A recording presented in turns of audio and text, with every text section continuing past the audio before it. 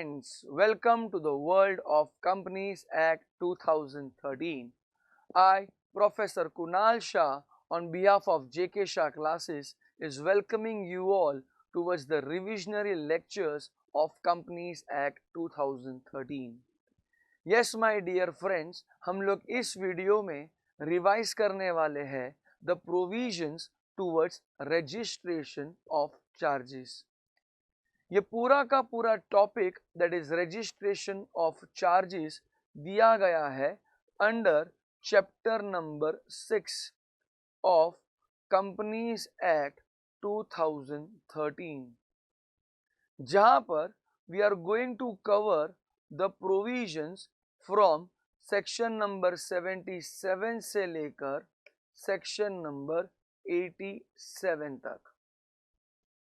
However, इस पूरे के पूरे चैप्टर में 2 provisions are been omitted, that is section number 81 and section number 85. ये 2 प्रोविजंस ओमिट किया गया है. तो let us begin our journey towards registration of charges. Yes my dear friends, charges का मतलब तो हम लोगों को ऑलरेडी मालूम है. The word charge is been defined under section number 2 clause 16.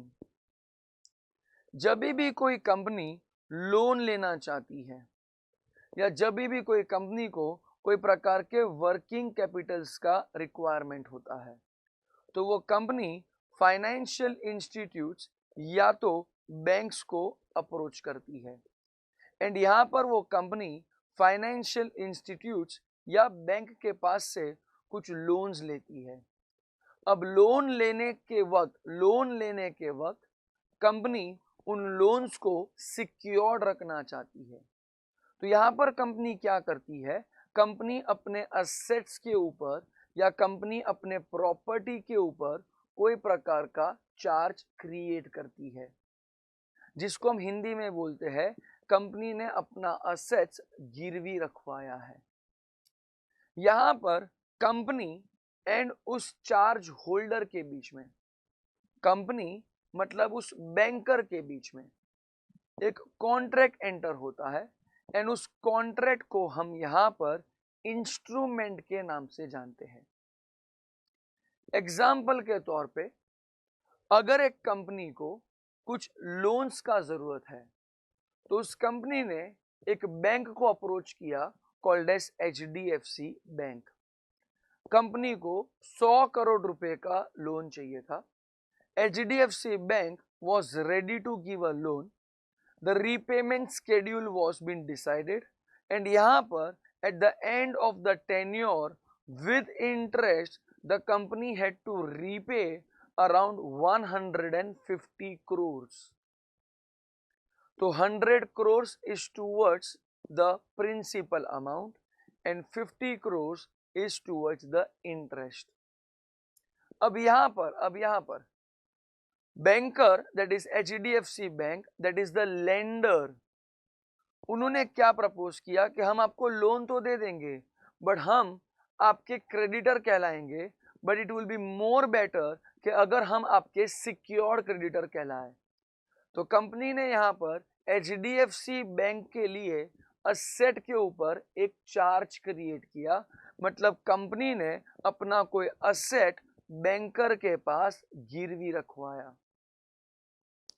जब भी हम लोग असेट्स के ऊपर चार्ज क्रिएट करते हैं, तो charge is a very wide term. Charge is a very wide term. Charge includes mortgage, charge includes hypothecation and charge also includes pledge.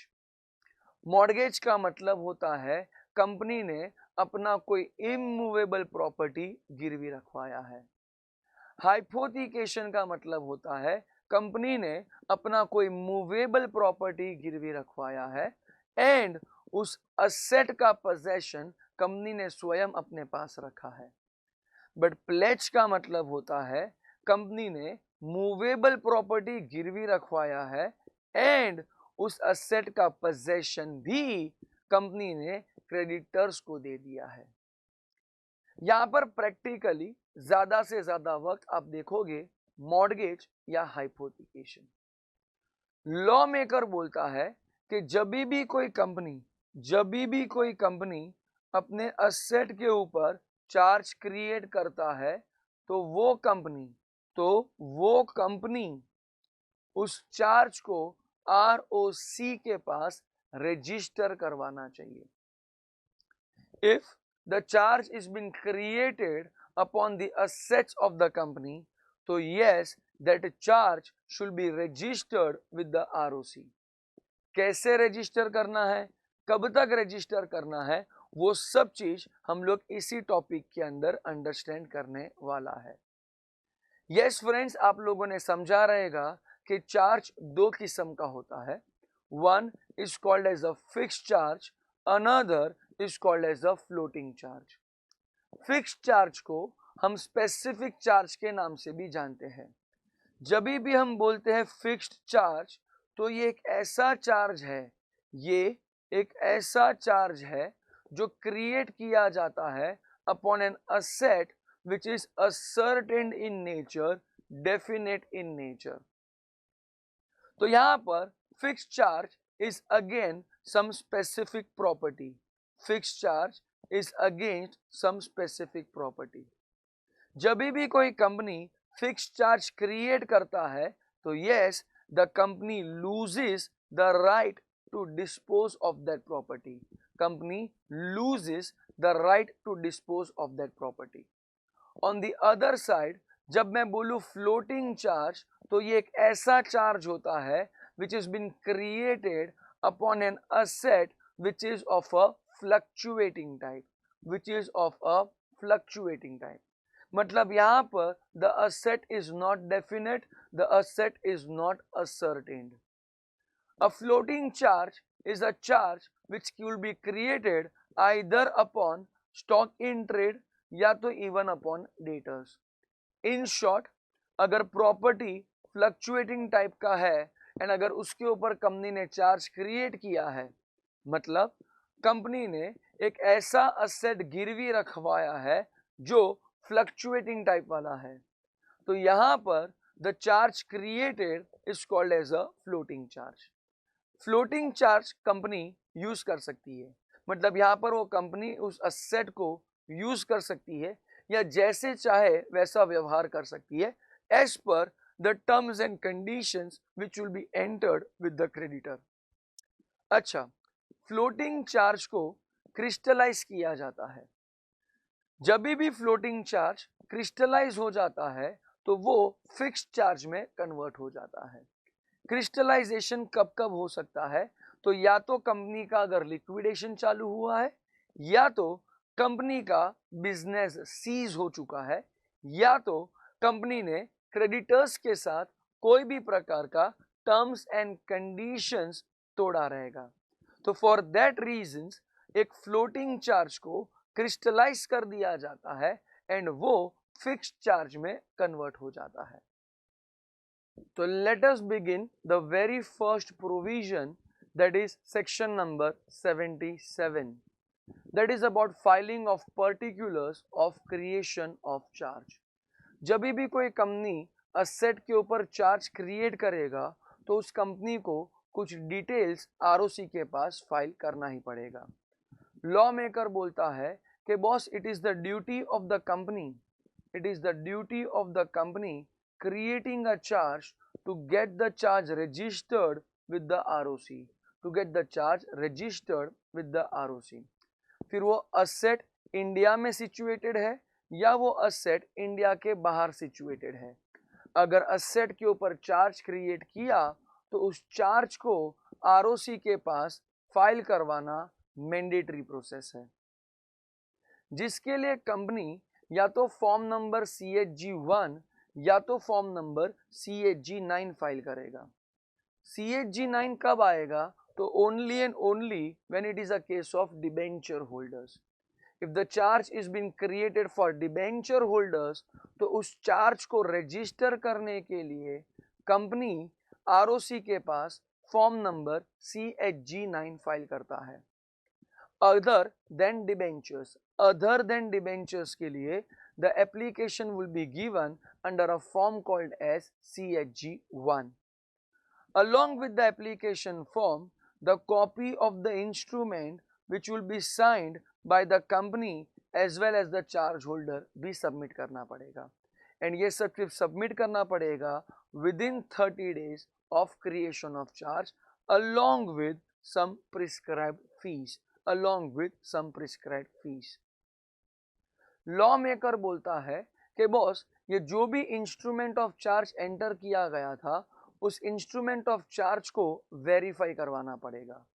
Law maker बोलता है कि if the asset is Holi situated in India या तो partly situated in India, तो उस asset का that is उस instrument of charge का वेरिफिकेशन करवाया जाएगा by the any director of the company या तो कंपनी सेक्रेटरी या any authorised officer of the charge holder. But अगर by chance the property is situated outside India तो उधर वेरिफिकेशंस किया जाएगा under the common seal of the company if any, या तो any director of the company और company secretary और the authorised officer of the charge holder, या तो it can also be verified by any other than a company who has got interested in getting the charge registered. Okay, यहाँ पर law maker बोलता है कि अगर company ने charge create किया था बिफोर 2 नवंबर 2018, लेक्चर्स के दौरान ये सब चीज हम लोगों ने बहुत ही डिटेल में पढ़ा है, बहुत ही डिटेल में पढ़ा है. तो अगर चार्ज 2 नवंबर 2018 के पहले क्रिएट किया गया था तो in that situation the charge should get registered within 30 days of its creation. अगर एक्सटेंशंस चाहिए तो there is a some rule which has to get followed. But अगर चार्ज क्रिएट हुआ था ऑन 2 नवंबर 2018 या तो उसके बाद, तो फिर in that situation the charge should get registered within 30 days of creation या तो within some extended period of time. दोनों सिचुएशंस में the original period within which the charge should get registered is 30 days only. But अगर extensions चाहिए then there are different time limits depending upon a different situation.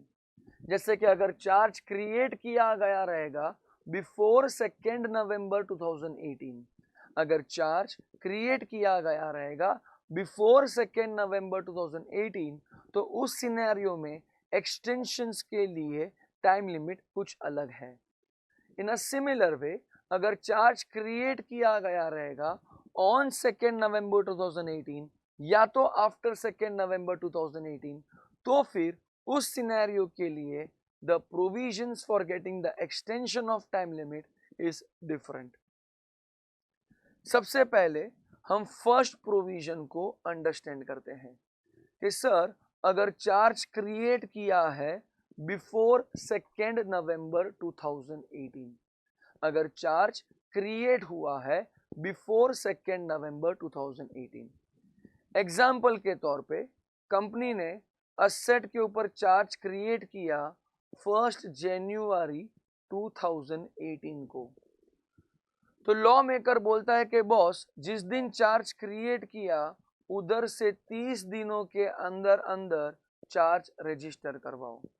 अगर 30 दिनों में charge register नहीं हो पाएगा तो वो चार्ज रजिस्टर करवाओ within 300 days from the date when the charge was created. Within 300 days from the date when the charge was created. मतलब अगर आप बैठ के गिनने चाहोगे तो यहाँ पर नेट 270 days का एक्सटेंशन दिया जा रहा है.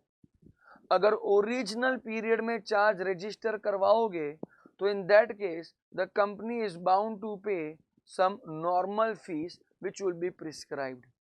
बट अगर एक्सटेंशन यूज करोगे मतलब 300 दिन के अंदर अंदर अगर चार्ज रजिस्टर किया तो फिर यहाँ पर the company will have to pay some additional fees.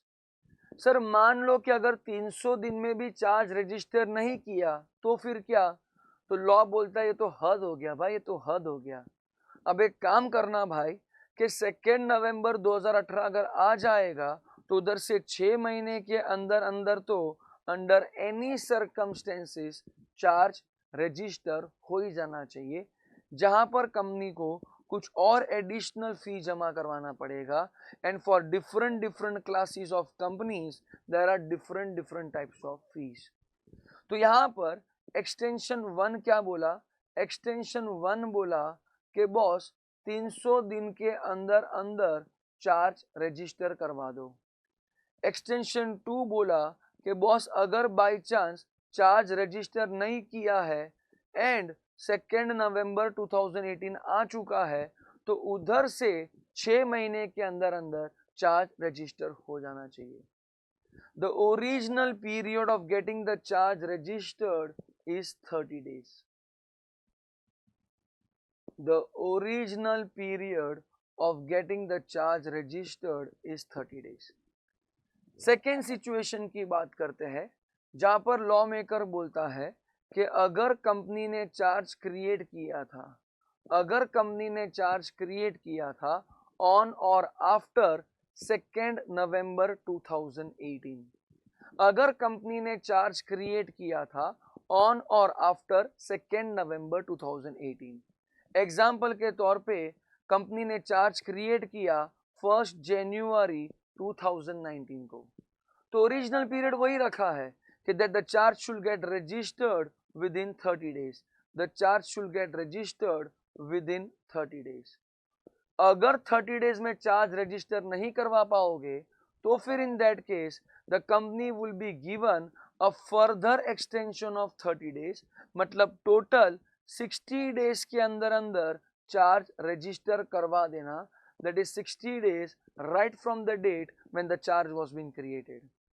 अगर ओरिजिनल पीरियड में चार्ज रजिस्टर करवाया तो in that case the company will have to pay some normal fees, but अगर कंपनी ने एक्सटेंशन यूज किया तो in that case the company will have to pay something called as an additional fees.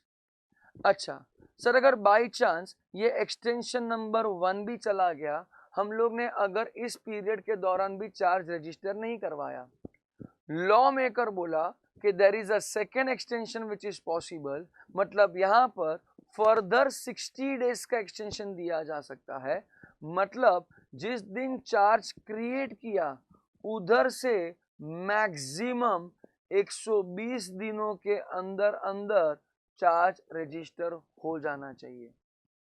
तो first extension is of 30 days, another extension is of 60 days, मतलब total करने जाओगे maximum with in 120 days from the day when the charge was created, आपको उसको register करना पड़ेगा। अगर company ने सेकेंड एक्सटेंशन यूज किया तो फिर यहाँ पर the company will have to pay something called as ad valorem fees. Ad valorem का मतलब होता है according to the value, and ये फीस कुछ परसेंटेज फॉर्म पे चार्ज किया जाएगा। Sir what is the procedure for getting extension of time limit? तो लॉ मेकर बोलता है कि अगर आपका कंपनी एक्सटेंशन चाहता है तो आपका कंपनी एप्लीकेशन देगा या तो फॉर्म नंबर CHG1 में या तो फॉर्म नंबर CHG9 में।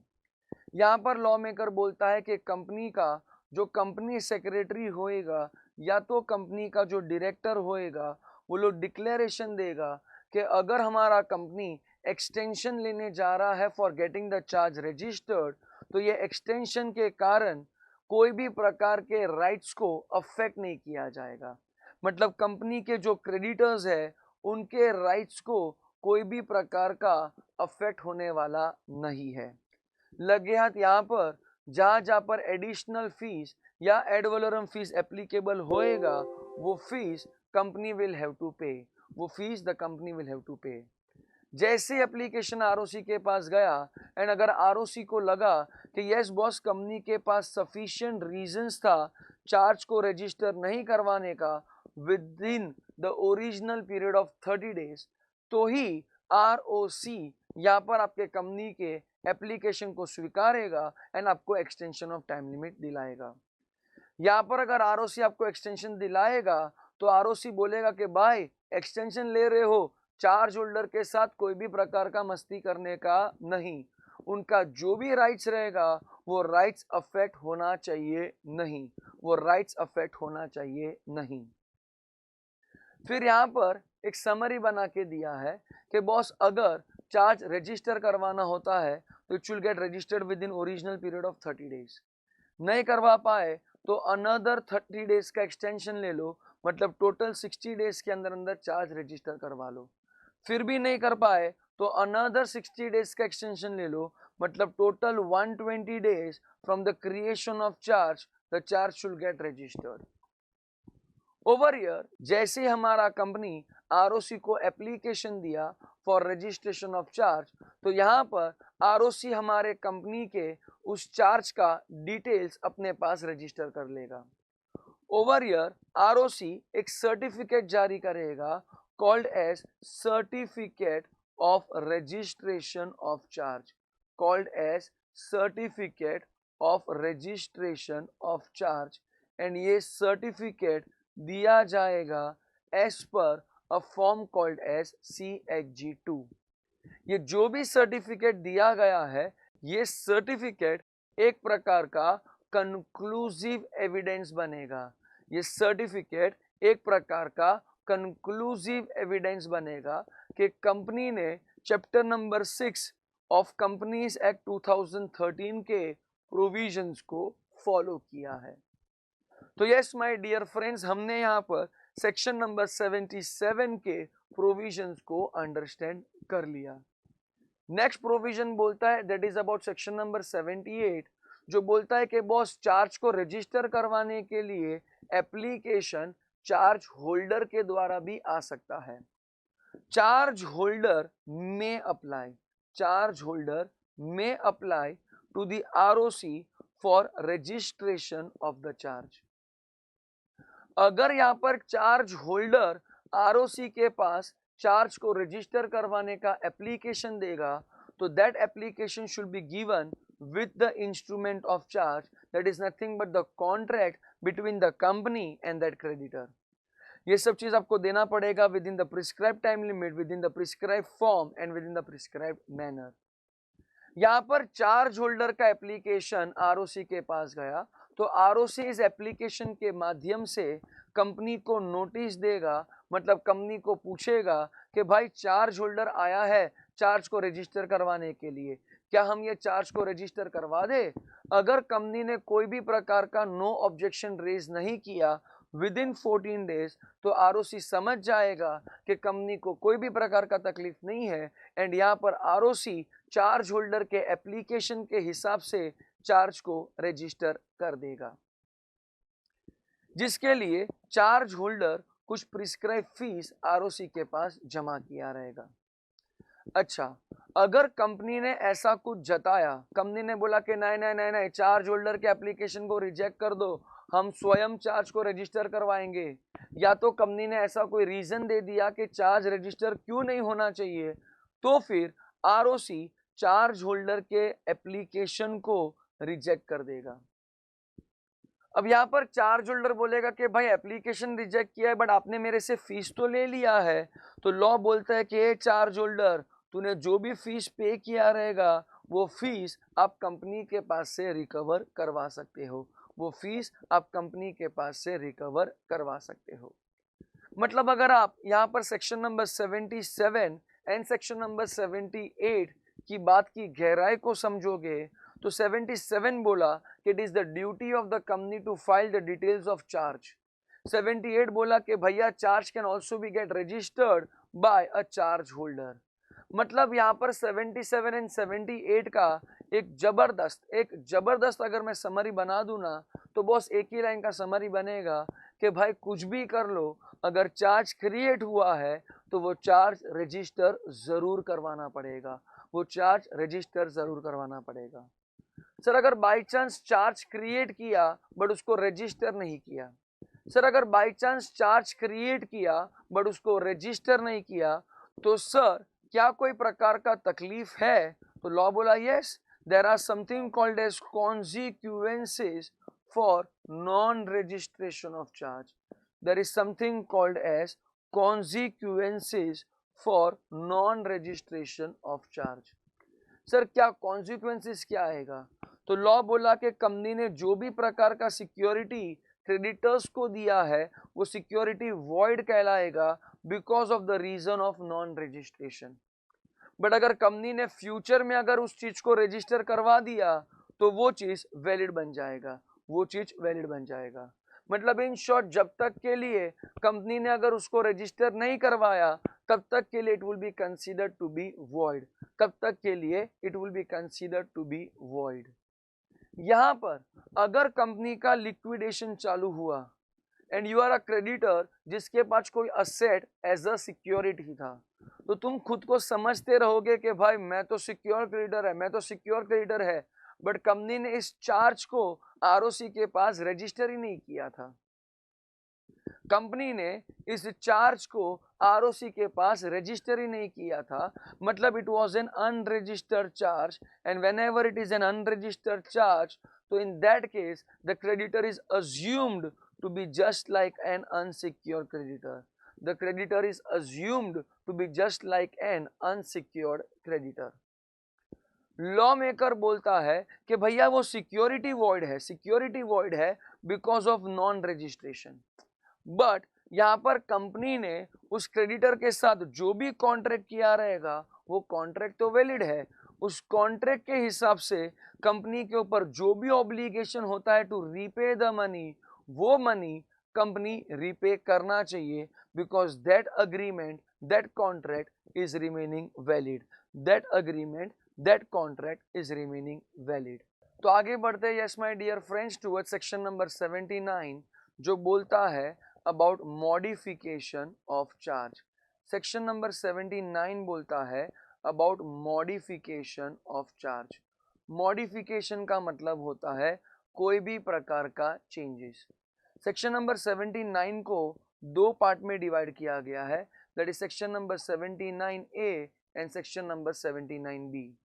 ये दोनों का दोनों प्रोविजन चेंजेस से रिलेटेड ही है.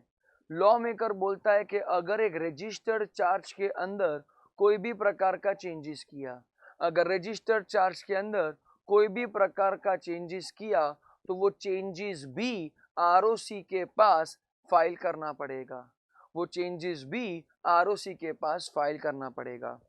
यहाँ पर लॉ मेकर बोलता है कि modification includes variation that is changes in any of the terms and conditions of the agreement included change in the rate of interest.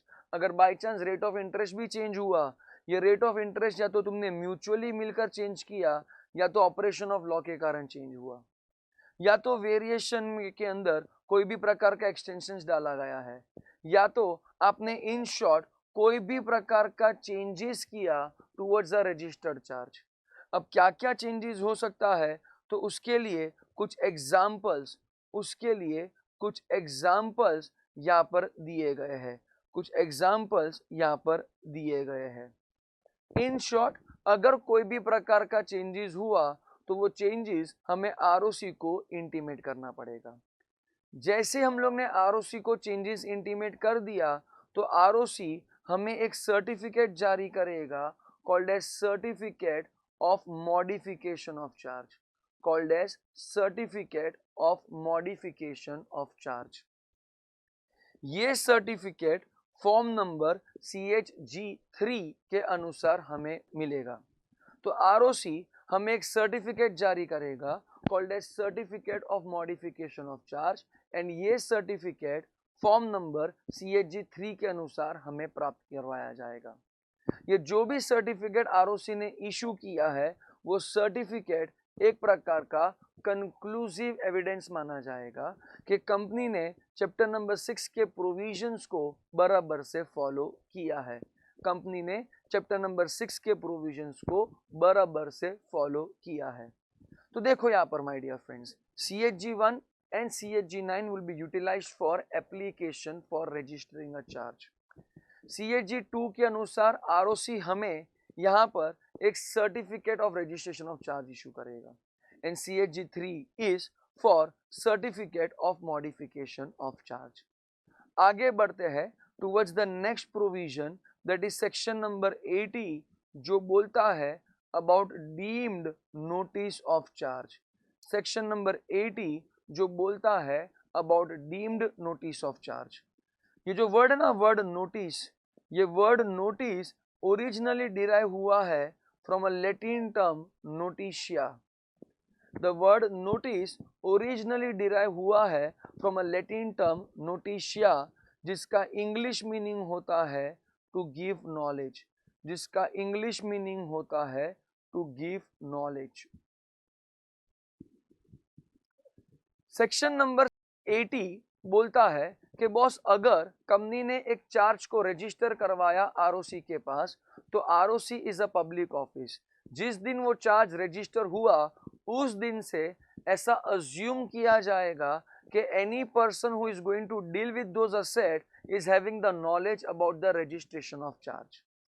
अब यहाँ पर अगर फॉर एग्जाम्पल कंपनी ने अपने असेट के ऊपर चार्ज क्रिएट किया एंड अगर उस चार्ज को कंपनी ने आरओसी के पास रजिस्टर भी करवाया ना, उस पर्टिकुलर असेट को मिस्टर मानस नाम का बंदा खरीदने जाता है, तो मानस नाम के बंदे के ऊपर सबसे पहले ऑब्लिगेशन होता है, मानस नाम के बंदे के ऊपर सबसे पहले ऑब्लिगेशन होता है कि अगर आप कंपनी के कोई प्रॉपर्टी को या कंपनी के कोई असेट को खरीदना चाहते हो तो खरीदने से पहले आप एक इंक्वायरी बिठाना चाहिए।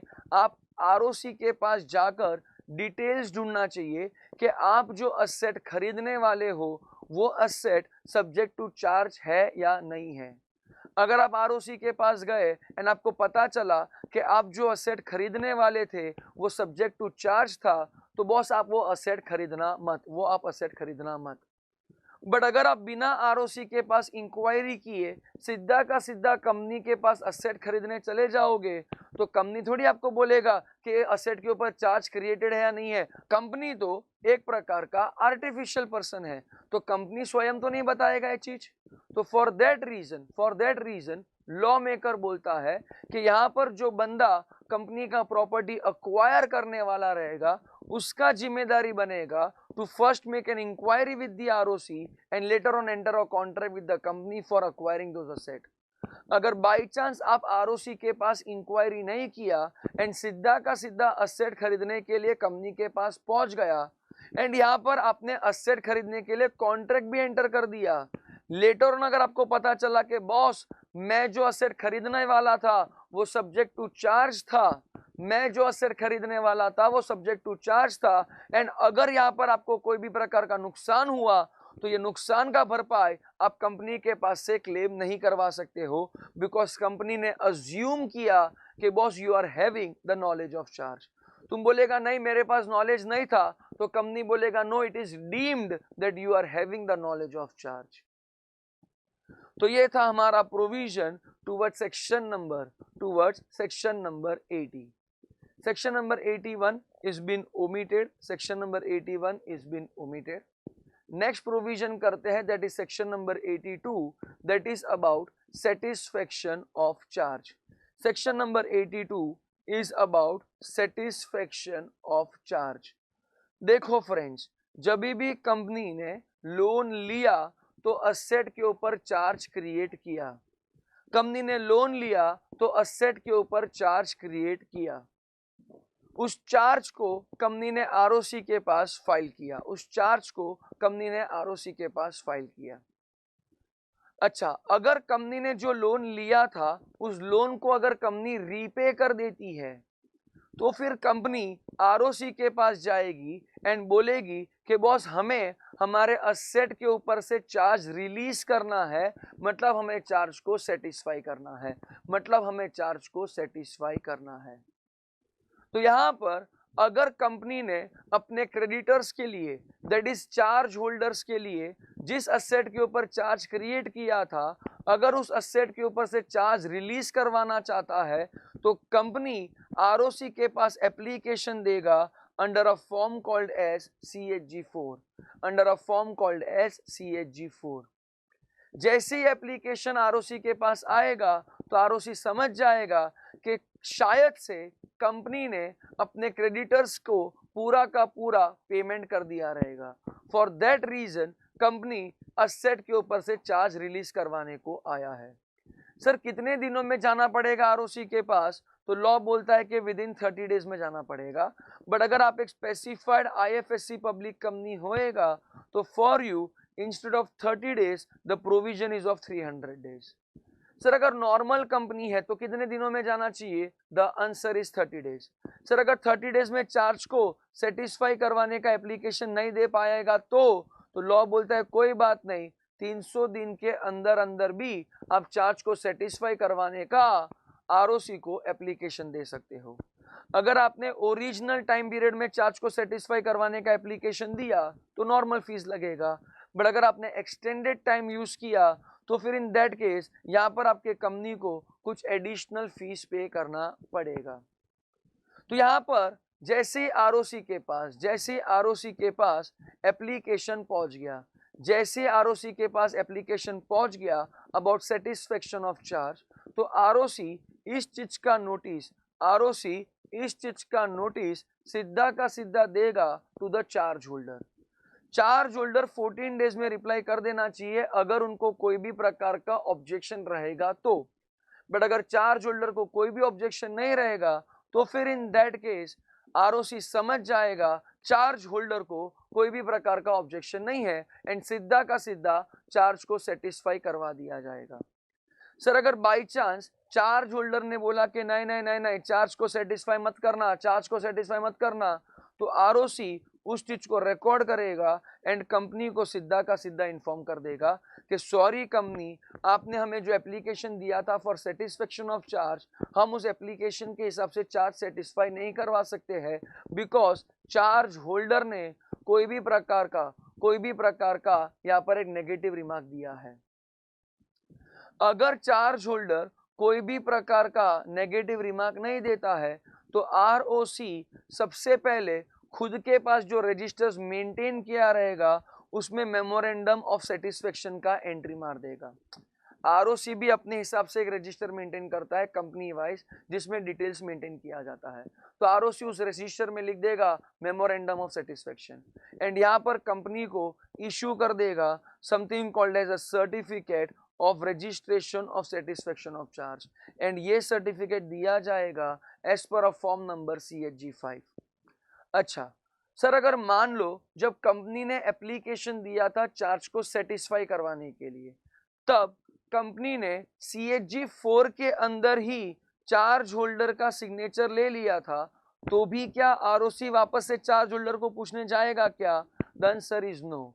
अगर CHG 4 के अंदर ही चार्ज होल्डर्स का कंसेंट ले लिया गया था तो फिर यहाँ पर आरओसी अलग से चार्ज होल्डर को पूछने जाएगा नहीं। ओके, तो यहाँ पर हमने सेक्शन नंबर 82 में क्या पढ़ा कि बॉस कंपनी आरओसी को अप्लाई करेगा for getting the charge satisfied. But section number 83 क्या बोला?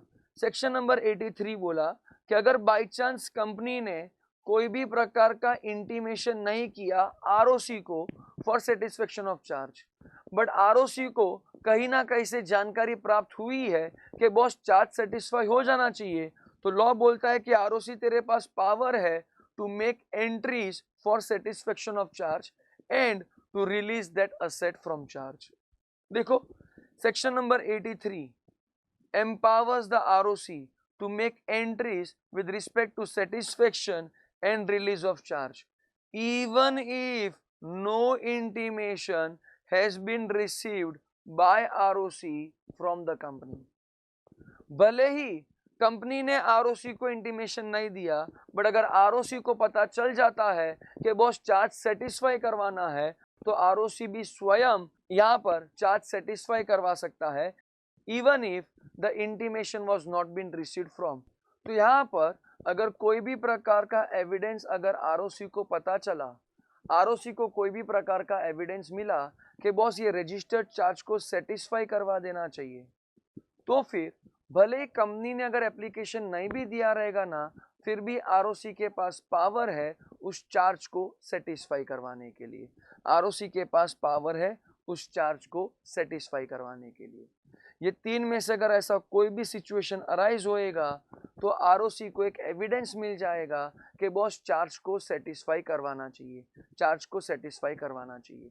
यहाँ पर चार्ज को सेटिस्फाई करने से पहले आरओसी अफेक्टेड पार्टीज को इंफॉर्मेशन जरूर देगा, आरओसी अफेक्टेड पार्टीज को इंफॉर्मेशन जरूर देगा and later on ROC will issue a certificate of registration of satisfaction of charge and यहाँ पर चार्ज सेटिस्फाई हो जाएगा। साइमल्टेनियसली आरओसी अपने खुद के रजिस्टर में भी एक एंट्री पास करेगा about the memorandum of satisfaction. Next provision आता है that is about section number 84। Section number 84 बोलता है कि अगर चार्ज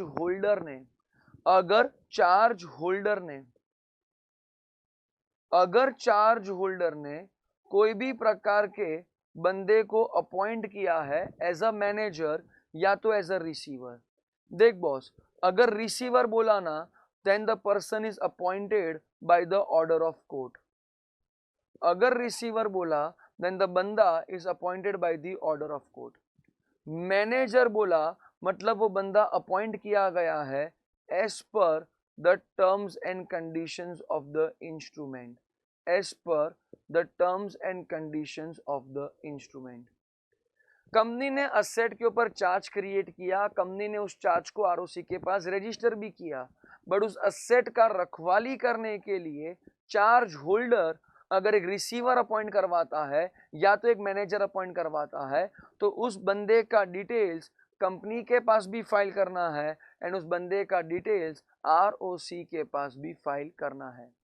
जिस दिन वो बंदा दैट इज द रिसीवर या तो मैनेजर अपॉइंट हुआ रहेगा, उधर से 30 दिनों के अंदर अंदर उस व्यक्ति का डिटेल्स चार्ज होल्डर कंपनी के पास भी फाइल करेगा एंड आरओसी के पास भी फाइल करेगा। अब यहाँ पर फॉर एग्जाम्पल मिस्टर एक्स को अपॉइंट किया गया था to act as a watchdog towards the assets given by the company as a security.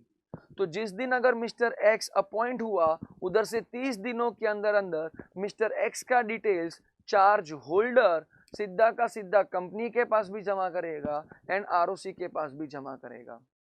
Law maker बोलता है कि अगर मिस्टर एक्स अपना पोजीशन छोड़ के जाएगा तो जाते वक्त भी वो अपना डिटेल्स सीधा का सीधा आरओसी एंड कंपनी के पास जमा करेगा। जाते जाते भी बोलेगा कि भाई मैं जिस काम के लिए आया था वो काम खत्म हो गया है, अब मैं मेरा पोजीशन छोड़ के जा रहा है। तो that was about section number 84। Section number 85 is been omitted, section number 85 is been omitted. So let us move on towards the second last provision of this chapter, that is section number 86.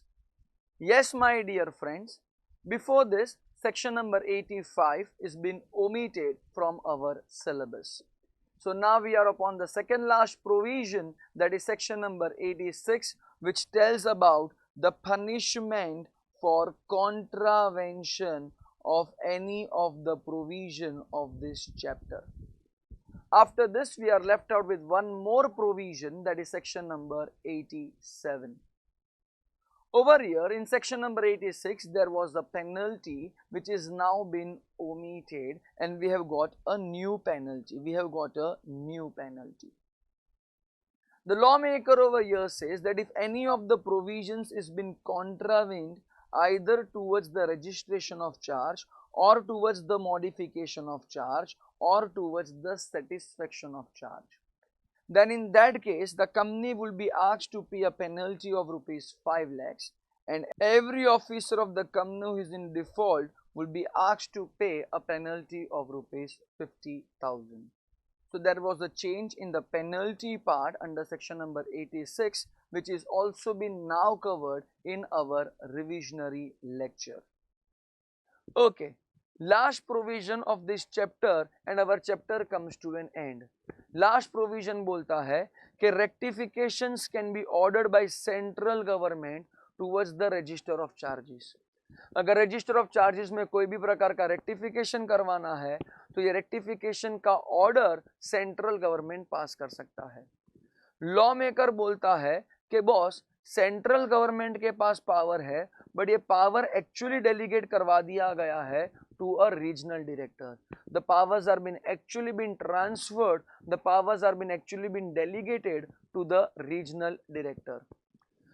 Law maker बोलता है कि अगर by chance यहां पर company ने कोई भी प्रकार का ओमिशन किया while giving intimation to the registrar for satisfaction of charge. देखो, चार्ज को सेटिस्फाई करवाना होता है within 30 days from the date of making the payment to the creditors. अगर बाई चांस ये 30 डेज में नहीं किया तो 300 दिन में करवाओ दो, फिर भी नहीं किया, 30 डेज भी चला गया, 300 दिन भी चला गया, तो उसके बाद अगर ये चार्ज को सेटिस्फाई करवाना चाहोगे तो आप सेंट्रल गवर्नमेंट के पास आओगे, उनके पास एप्लीकेशन जमा करवाओगे. या तो लॉ मेकर बोलता है कि बॉस आपने कोई प्रकार का मिसस्टेटमेंट्स दिया था towards the details while filing certain things with the ROC. ROC के पास जब तुम कोई डिटेल्स फाइल कर रहा था तब तुम लोग ने कोई प्रकार का मिसस्टेटमेंट्स किया था. या तो फॉर एग्जांपल यहाँ पर चार्ज को रजिस्टर करवाने के टाइम पे या तो चार्ज को मॉडिफाई करवाने के टाइम पे जो भी डिटेल्स आपने आरओसी को दिया था वो डिटेल्स के अंदर कोई प्रकार का ओमिशंस था या कोई प्रकार का मिसस्टेटमेंट्स था एंड आप वो चीज को रेक्टिफाई करवाना चाहते हो, तो आप सेंट्रल गवर्नमेंट को एप्लीकेशन देना. सेंट्रल गवर्नमेंट को आप एप्लीकेशन दोगे under a form called as CHG 8. Central government को आप एप्लीकेशन दोगे under a form called as CHG 8. आपके एप्लीकेशन को मिलने के बाद अगर सेंट्रल गवर्नमेंट को लगा कि बॉस यहाँ पर जो भी प्रकार का मिस्टेक हुआ है वो एक्सीडेंटल इन नेचर था या तो इनएडवर्टेंस था, कंपनी का कोई भी इंटेंशन नहीं था टू हार्म, प्रेजुडाइज का मतलब होता है to harm the position of creditors or shareholders, and it will be very much equitable grounds and justified grounds to grant some relief to the company. अगर ये 2 पॉइंट्स प्रूव हुआ तो ही central government तुमको rectification करने का मौका देगा. यहाँ पर सेंट्रल गवर्नमेंट सीधा का सीधा आपको ऑर्डर दे देगा कि जा कंपनी जा रेक्टिफिकेशंस कर ले, तूने जो भी मिसस्टेटमेंट्स आरओसी के पास फाइल किया था उन मिसस्टेटमेंट्स को तुम रेक्टिफाई करवा दो. या तो तुमने अगर एप्लीकेशन दिया रहेगा कि सेटिस्फेक्शन ऑफ चार्ज करवाना था, 30 दिन गुजर गया, 300 दिन भी गुजर गया, तो बॉस हमें एक्सटेंशन दे दो वो चार्ज को सेटिस्फाई करवाने के लिए. तो यहाँ पर उस चीज का भी एक्सटेंशन आपको सेंट्रल गवर्नमेंट ग्रांट कर सकता है. तो यहाँ पर हम लोग ने पूरा का पूरा हमारे चैप्टर नंबर 6 का that is registration of charge का डिटेल्स अंडरस्टैंड कर लिया, जहां पर हमने सेक्शन नंबर 77 से लेकर सेक्शन नंबर 87 तक के प्रोविजंस को अच्छे से अंडरस्टैंड किया है. तो that's all towards the revisionary part of chapter number 6 that is registration of charge. Thank you so much.